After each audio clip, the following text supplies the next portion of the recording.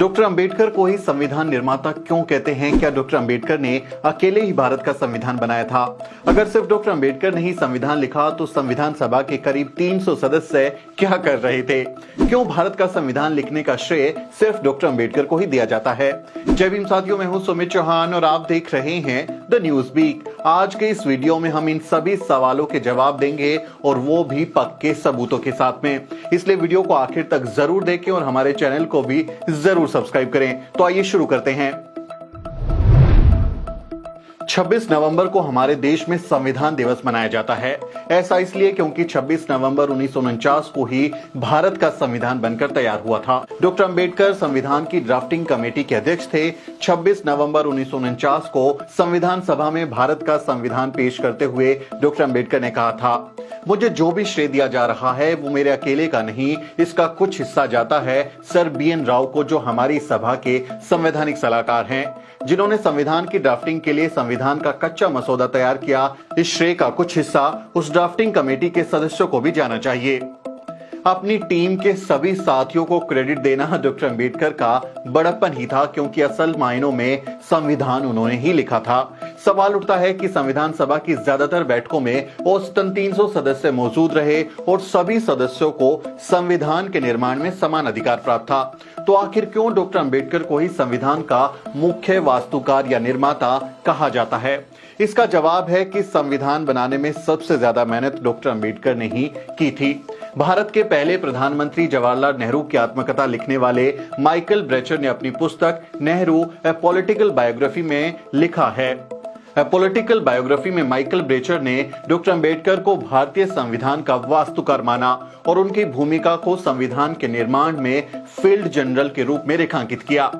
संविधान सभा के सामने संविधान प्रस्तुत करते हुए अपने अंतिम भाषण में डॉक्टर अंबेडकर ने गरिमा और विनम्रता के साथ इतने कम समय में इतना मुकम्मल और विस्तृत संविधान तैयार करने का श्रेय अपने सहयोगियों को दिया। लेकिन पूरी संविधान सभा इस बात को जानती थी कि एक महान लीडर का अपने सहयोगियों के प्रति विनम्र आभार है। डॉक्टर अंबेडकर संविधान की ड्राफ्टिंग कमेटी के अध्यक्ष थे, जिसकी जिम्मेदारी संविधान का लिखित प्रारूप प्रस्तुत करना था। इस कमेटी में कुल 7 सदस्य थे और संविधान को अंतिम रूप देने में डॉक्टर अंबेडकर की भूमिका को रेखांकित करते हुए भारतीय संविधान की ड्राफ्टिंग कमेटी के एक सदस्य TT कृष्णामाचारी ने नवंबर 1948 में संविधान सभा के सामने कहा था, संभवतः सदन इस बात से अवगत है कि आपने ड्राफ्टिंग कमेटी में जिन 7 सदस्यों को नामांकित किया उनमें एक ने सदन से इस्तीफा दे दिया है और उनकी जगह अन्य सदस्य आ चुके हैं। एक सदस्य की इसी बीच मृत्यु हो चुकी है और उनकी जगह कोई नए सदस्य नहीं आए हैं। एक सदस्य अमेरिका में थे और उनका स्थान भरा नहीं गया। एक अन्य व्यक्ति सरकारी मामलों में उलझे हुए थे और वो अपनी जिम्मेदारी का निर्वाह नहीं कर रहे थे। 1-2 व्यक्ति दिल्ली से बहुत दूर थे और संभवतः स्वास्थ्य की वजह से कमेटी की कार्यवाहियों में हिस्सा नहीं ले पाए। सो कुल मिलाकर यही हुआ कि संविधान को लिखने का भार डॉक्टर अंबेडकर के ऊपर ही आ पड़ा है। मुझे इस बात पर कोई संदेह नहीं कि हम सबको उनका आभारी होना चाहिए कि उन्होंने इस जिम्मेदारी को इतने सराहनीय ढंग से अंजाम दिया है। डॉक्टर अंबेडकर की जीवनी लिखने वाले क्रिस्टोफ जेफरलो अपनी किताब में लिखते हैं, हमें ड्राफ्टिंग कमेटी की भूमिका का एक बार फिर से आकलन करना चाहिए। ये कमेटी सिर्फ संविधान के प्रारंभिक पाठों को लिखने के लिए जिम्मेदार नहीं थी, बल्कि उसको ये जिम्मा सौंपा गया था कि वो विभिन्न समितियों द्वारा भेजे गए अनुच्छेदों के आधार पर संविधान का लिखित पाठ तैयार करे, जिसे बाद में संविधान सभा के सामने पेश किया जाए।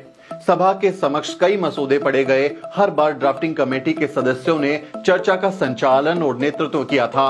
अधिकांश बार यह जिम्मेदारी डॉक्टर अंबेडकर ने ही निभाई थी। इसी तथ्य को रेखांकित करते हुए मरहूम समाजशास्त्री प्रोफेसर गेल ओमवेट लिखती हैं कि संविधान का प्रारूप तैयार करते समय उनके विवादित मुद्दों पर अक्सर गर्मागर्म बहस होती थी।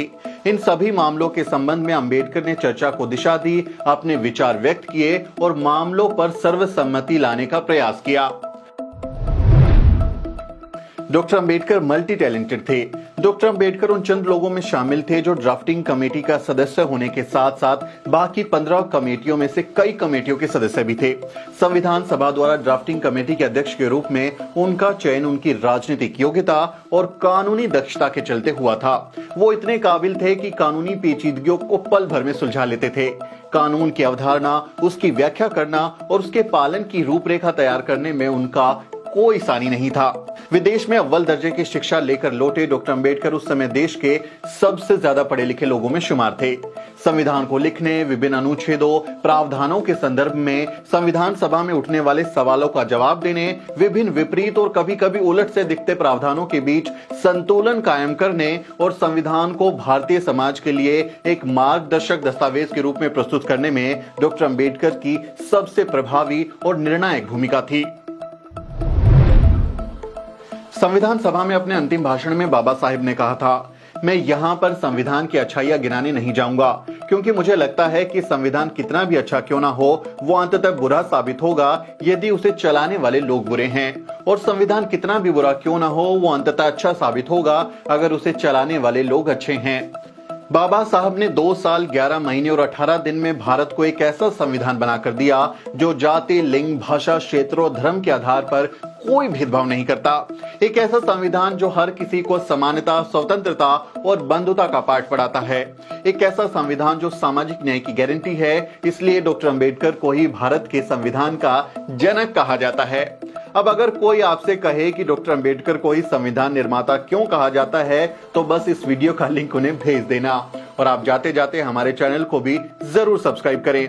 मेरा नाम सुमित चौहान है और इस वीडियो को, इस स्टोरी को बनाने में मेरी मदद कर रहे हैं मेरे सहयोगी मोहित कुमार और अजरा परवीन। अगले वीडियो में मिलते हैं साथियों, तब तक के लिए जय भीम।